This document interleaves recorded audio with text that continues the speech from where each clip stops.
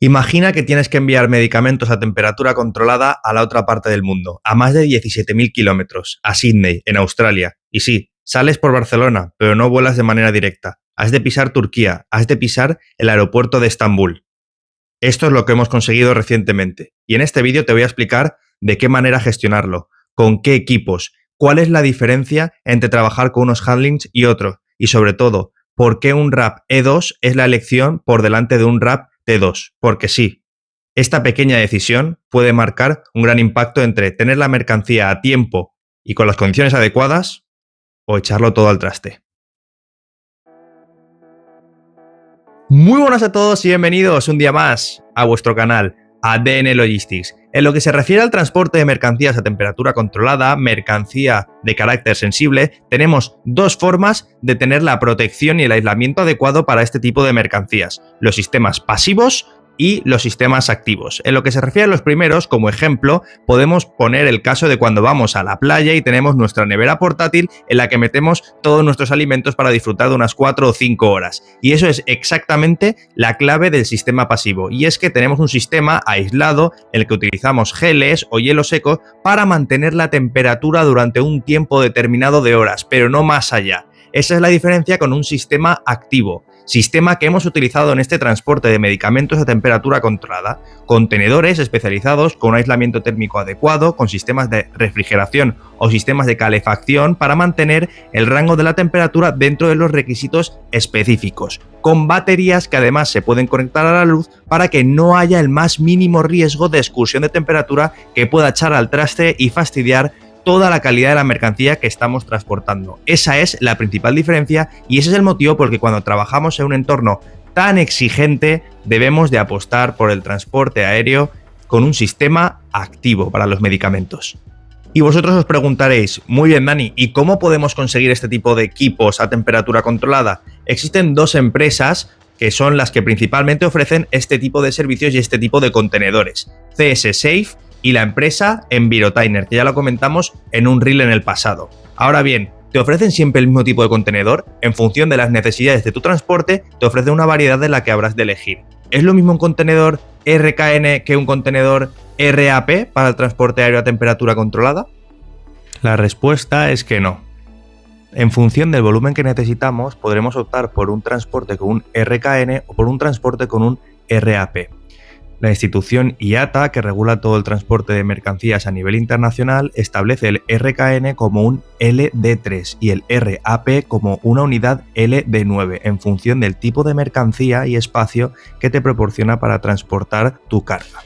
Y es que el RKN, como vemos en pantalla, equivale a 2 metros cúbicos, un palé, hasta 940 kilos de peso que puede soportar dentro de su unidad.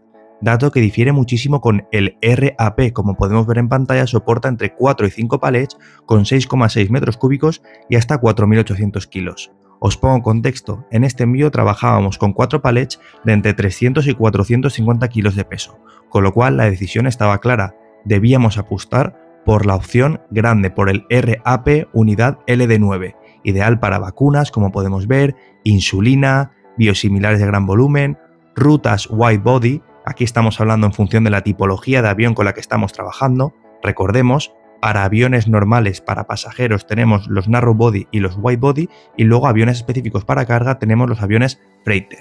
Mínimo coste por vial y menor huella de carbono.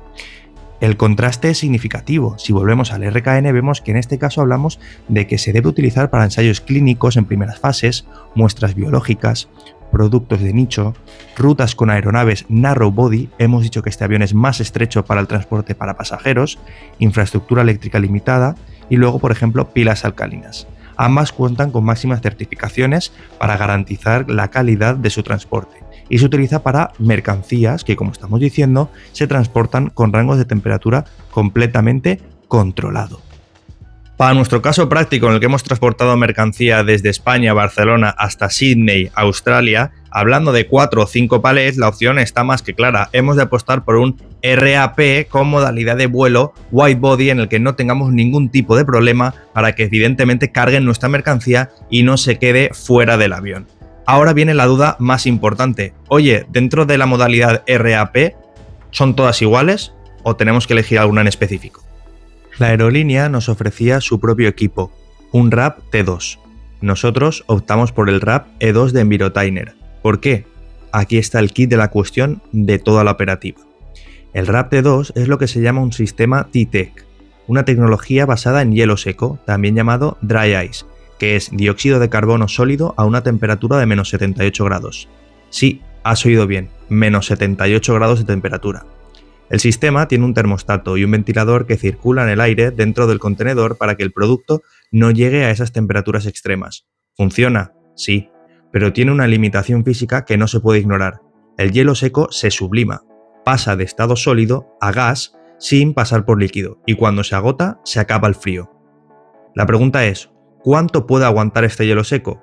Según las especificaciones técnicas oficiales de Envirotainer, el RAP T2 tiene una autonomía máxima de 72 horas sin reposición de Dry Ice y sin cambio de pilas, y eso en condiciones ideales de temperatura ambiente. En una ruta de 24 a 30 horas como Barcelona, Estambul, Sydney, el margen teórico existe, pero cualquier demora en Estambul, en terminal, en despacho australiano, en pista, lo consume rápidamente. Además, el Dry Ice tiene su propia regulación aérea. Se clasifica como mercancía peligrosa clase 9 bajo el código UN 1845. Esto implica documentación adicional, etiquetado específico en el contenedor y puede generar fricciones en algunos aeropuertos. En Australia, con los controles de bioseguridad más estrictos del mundo, eso es una variable más que gestionar. Y hay un tercer riesgo que muy poca gente menciona, el riesgo de congelación. El Dry Ice opera a menos 78 grados, como hemos comentado. Si el termostato o ventilador fallan o si la carga toca directamente el hielo seco, puedes congelar el medicamento. Para un producto que tiene que estar entre 2 y 8 grados, la pérdida del lote es total. Además, volviendo al punto de la mercancía a temperatura controlada del tipo peligroso, estamos hablando de sobrecostes extra que deberíamos tener en cuenta para nuestros agentes y para nuestros shippers y consignee. Es fundamental entender todos estos datos y saber por qué el RAP T2 en este caso no sería la decisión idónea. El RAP E2 es E-Tech. La E es de eléctrico, que sí que sería la decisión idónea en esta situación. No utiliza hielo seco. Tiene un compresor eléctrico que enfría activamente y un sistema de calefacción eléctrica que actúa si la temperatura intenta bajar demasiado. Activo en los dos sentidos. Enfría si sube, calienta si baja. En vuelo funciona con batería integrada recargable. En tierra se conecta a corriente eléctrica estándar, 100 a 240 voltios, y se recarga en unas 12 horas, sin consumibles, sin límite de tiempo por sublimación. La pregunta también es importante. Oye, ¿cuánto aguanta en batería? En torno a 100 horas en condiciones operativas estándar, algunas fuentes del sector lo sitúan en 30 horas mínimas garantizadas en condiciones extremas de temperatura, pero lo que importa para nuestra ruta es que con la conexión eléctrica en Estambul durante la escala, el E2 llega a Sydney con batería plena y registro continuo. Y por cierto, muy importante tener en cuenta que lleva Live Monitoring integrado, temperatura, ubicación y estado de la puerta en tiempo real durante todo el trayecto. Eso para el departamento de calidad y para cualquier auditoría regulatoria es fundamental.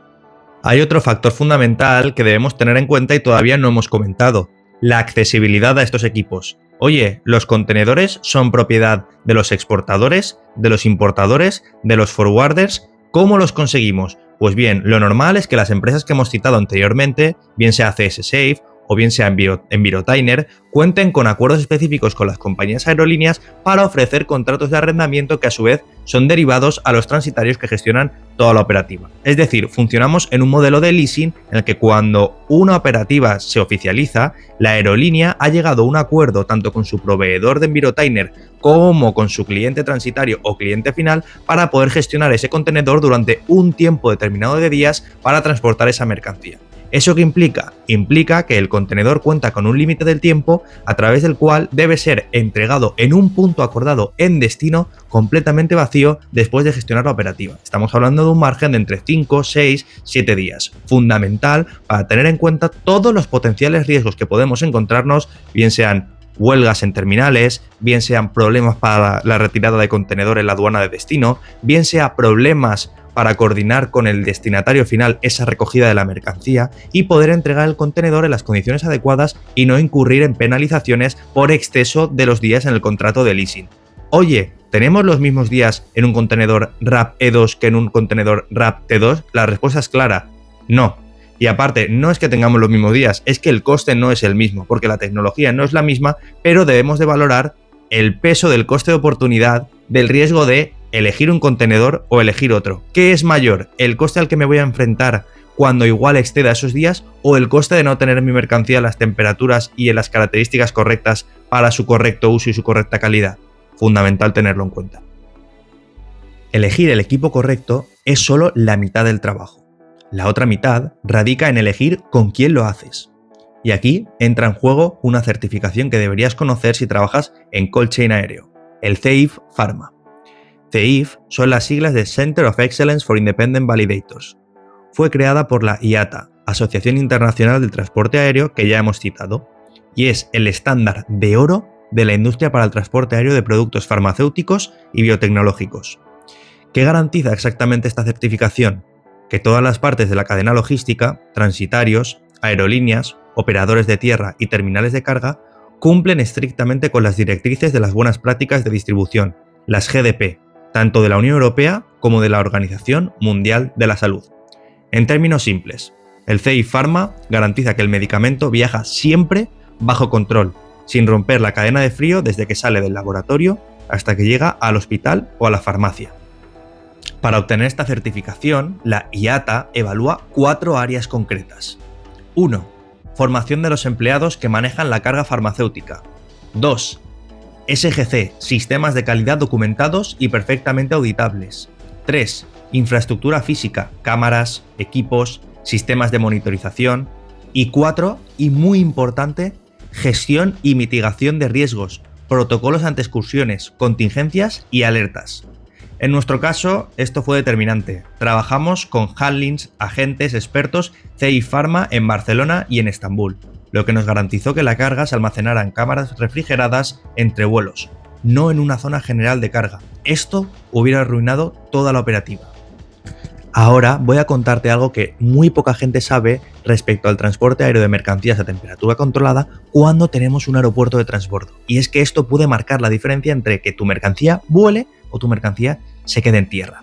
Porque sí, la protección resulta fundamental y el documento que garantiza que esas mercancías han sido previamente inspeccionadas es el CSD, el Certificate of Screening and Declaration, que mediante un agente representativo acredita que esas mercancías han pasado los mecanismos de seguridad y de protección adecuados en el primer aeropuerto de origen, es decir, en este caso, Barcelona. Este documento, a través de este agente autorizado, confirma que las mercancías pasaron mediante rayos X todos los sistemas de seguridad y que por tanto es completamente innecesario y súper peligroso que la mercancía sea de nuevo objeto de estudio en el aeropuerto de Estambul.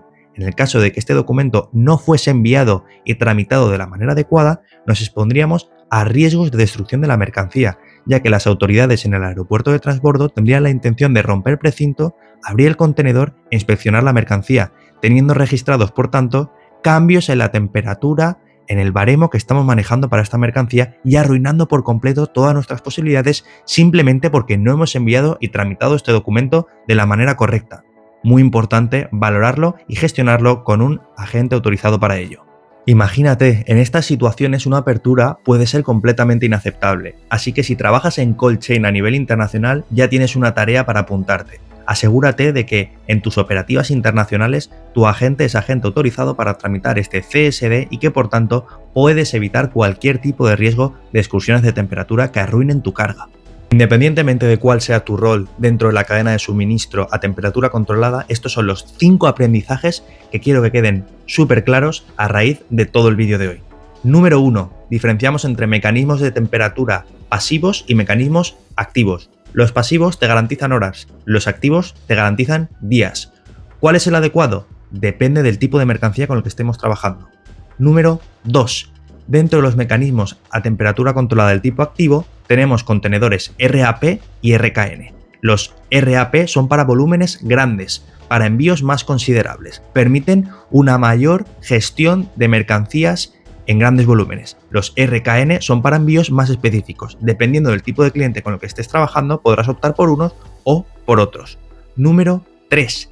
Dentro de los contenedores RAP no todos son iguales, porque tenemos por un lado los T2, trabajan con hielo seco, o los E2, trabajan con sistemas eléctricos 100% integrados.